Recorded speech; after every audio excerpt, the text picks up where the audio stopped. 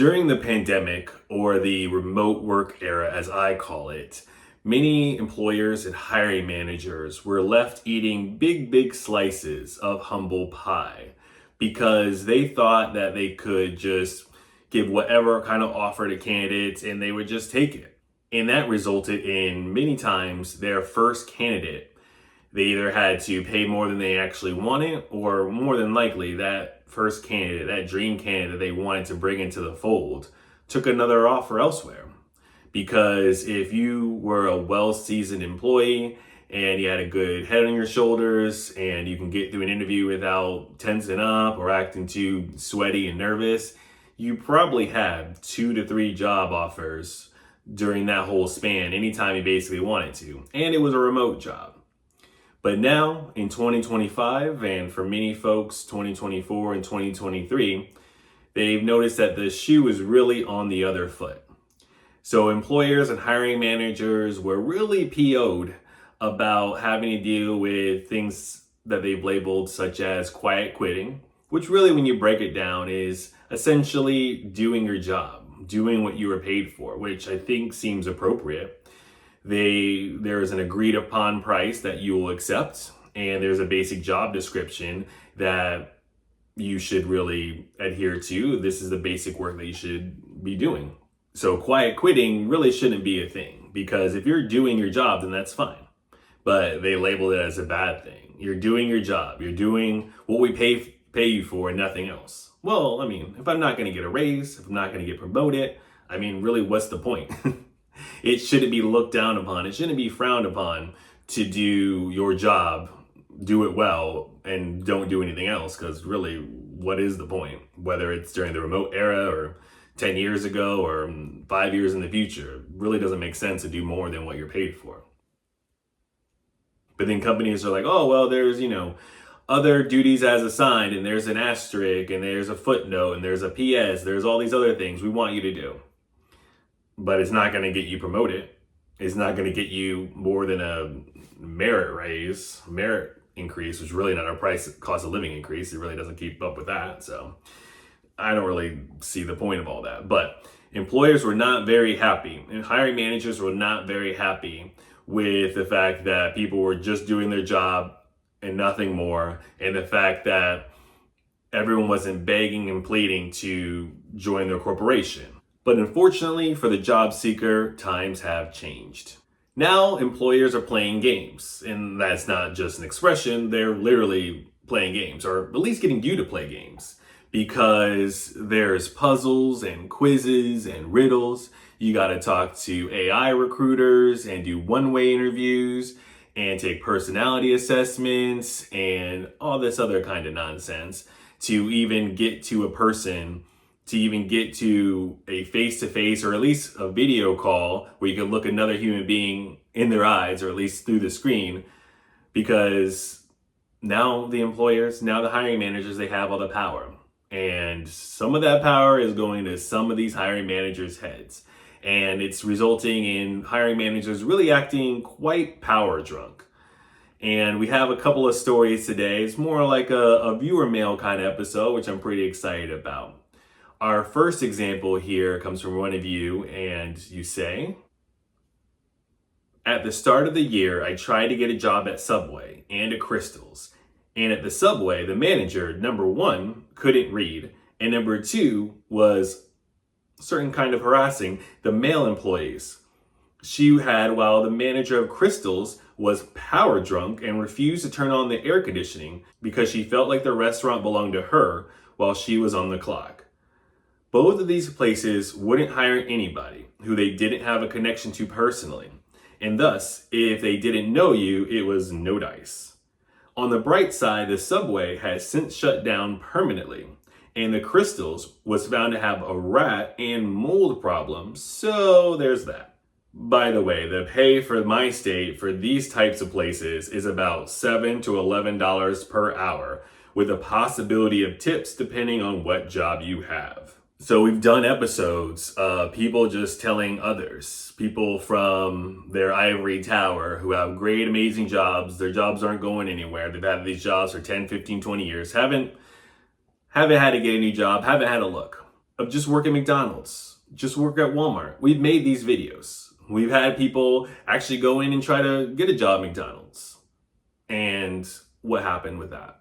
People actually trying to go in and get a job at Walmart. And then the responses to that. People couldn't get a job at Tesco. Other people couldn't get a job at Walmart. Apparently Walmart has some kind of 100-question assessment that you have to take. It's not just a matter of, hey, can you lift 50 pounds? Can you be on your feet all day? No, there's assessments you got to take for Walmart. And this person shares their story of trying to land a job at Subway, which you wouldn't think it would be all that hard to become a sandwich artist in 2025. And at Crystal's, right? Little tiny burgers, the South's version of White Castle. And couldn't do it. The Subway people are getting harassed. The manager couldn't even read. And they're in charge of hiring other people. Crystal's, the person is regulating the air conditioning like it's their own house. Worried about the power bill, worried about electricity or something like that. And even here at Subway, at a Crystal's, fast food places, not, 5-star steakhouses or anything like that, you still have to have a connection. You still have to network to get a job at Subway and at Crystal's. It shouldn't be like that, right? I thought you just had a network to get a 6-figure job. No, you got a network just to be an employee at Subway and Crystal these days. And all this stress, all this nonsense to pull in $7 to $11 per hour. It's a shame. Next, Gerald shares, I applied to be a customer service person at Target, CVS, Walgreens, etc. At Target, I passed the assessment and watched the HR video. I got an email a week or two later saying, thank you for applying. We will not be moving forward with your application. We encourage you to continue to check our company site for other opportunities. I have a bachelor's degree. I would have made it work if they hired me. So Walmart has a 100-question assessment that you have to take. Subway apparently is okay with hiring managers not knowing how to read. Crystal Burger is regulating the air conditioning like it's their house. McDonald's, who knows? I mean, everyone wants to work at McDonald's. That's the American dream now, I guess. So they have really high standards. And now we're looking at someone who applied for a customer service position at Target, CVS, Walgreens. I mean, CVS and Walgreens, it seems like their stores aren't doing too well at all. I wouldn't even think they'd be in the market to hire someone. But apparently they're still hiring people. And at Target, all Gerald was able to do was watch an HR video and then got the, no, we don't want to continue with this. This person has a bachelor's degree. And we talked about in the past having to dumb down your resume. Maybe you don't show your resume, I guess, to any of these kind of jobs. Well, I guess you have to show your resume, but I guess you don't include your bachelor's. Unless it's like a management and training where you have to have a bachelor's. If a job doesn't specifically ask for it, I guess you don't even put it. I don't know if Gerald did or not, but just basically saying, hey, I learned, I'm not a dummy, I'm not an idiot. I was smart enough to receive a bachelor's degree. It doesn't really even matter in what. You really don't think I can handle a customer service position? But I don't know you never know what they're looking for because these companies don't give you clear enough feedback. But it's unfortunate that people are out here applying all kinds of different places and just getting generic rejection emails. These jobs, such as Starbucks or at Subway, they just don't pay anything. I applied at Subway and was rejected. Judgment is passed on you because you aren't working. Hell, you can't get a job. The kiddie camp are taking all of the dang jobs. Look at Marshalls and Ross. Almost everyone is of the teenage variety. I have been rejected before, especially from Bells. There is ageism, and no one can convince me that it doesn't exist. I am 46 years old. Everyone is younger than me that is being hired. So sometimes you are well connected with your community enough to be able to get reasonings. And maybe you can follow up and say, hey, well, I dodged that by not getting a job offer because apparently the place was infested with rats, or there's mold problems, or the branch closes down, whatever. Sometimes you just will not know. And we read someone's story on this channel recently of someone who had worked at Starbucks in the past, 20 years ago, met their wife there, had a great story, went in person to try to make some kind of human connection. They said, just apply online. And of course, once you apply online, your resume is not getting through. If you don't know anyone, you're probably cooked. And this person says, Tina says, couldn't even get a job at Subway. And I don't know what the story happened with Starbucks, but rejected there as well. So where are these basic jobs that anybody can get? If not McDonald's, if not Subway, if not Starbucks, if not Walmart, if not CVS, if not Target, if not Crystal Burger. Where is this just getting any job, bro? Where are you at? Let me know where I'm supposed to be working. And don't tell me I need to go learn a trade and spend a year or two as an apprentice and perhaps not even get paid and paid for training and as well on top of that, or go back to college for 4 years or so to become a bedside nurse. Where can I go tomorrow, apply for a job, and actually get it? Let me know down in the comments, because it doesn't seem like it's just that easy. And okay, we have also Marshalls and Ross. I watch a YouTube channel of someone who works at Ross, and she's not able to, or at Marshalls, and she's not able to get a full-time work. She's able to maybe work 15 to 20 hours, but they won't give her any more than that. So even if you can land some of these jobs, it's going to be maybe $7 an hour, maybe $11 an hour. But also you probably won't get full-time hours because they don't want to give you benefits. They're not paying you for that. So how many part-time, low-paying jobs would you have to make, would you have to get to be able to afford your mortgage, to keep the lights on? I mean, you only have so many hours in a day.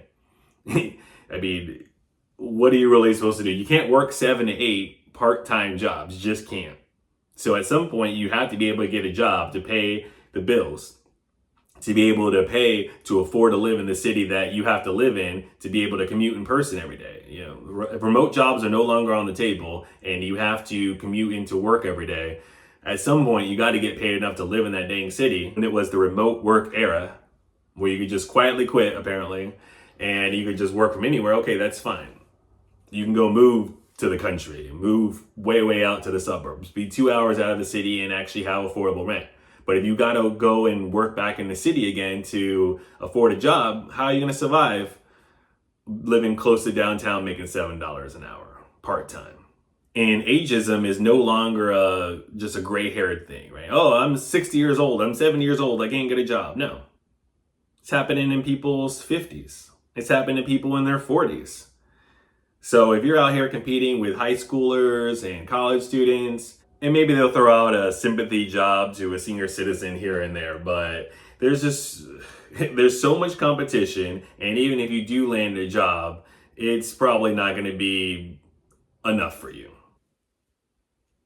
And next, Sagittarius Dolly says, I applied with a local maid brigade as a housekeeper, only to get no response.